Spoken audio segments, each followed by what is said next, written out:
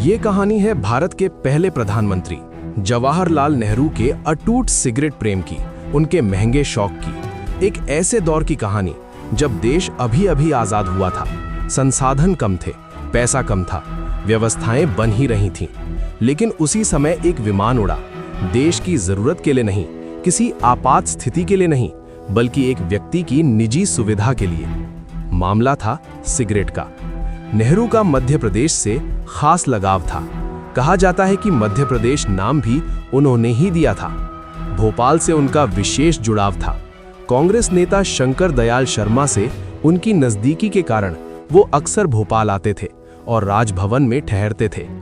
एक बार ऐसे ही दौरे पर खाना खत्म करने के बाद उन्होंने अपनी पसंदीदा सिगरेट ब्रांड 555 यानी 555 मांगी, लेकिन वो सिगरेट उस दिन भोपाल में उपलब्ध नहीं थी।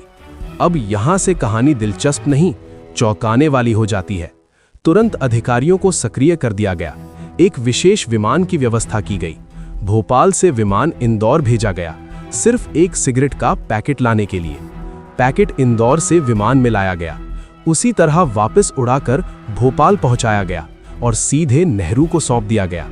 न अगले दिन का इंतजार, न किसी दूसरी ब्रांड से काम चलाना, सीधे हवाई जहाज से मंगवाया गया।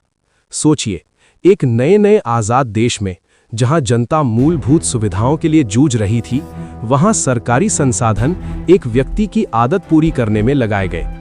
ये घटना कोई अफवाह नहीं बताई जाती।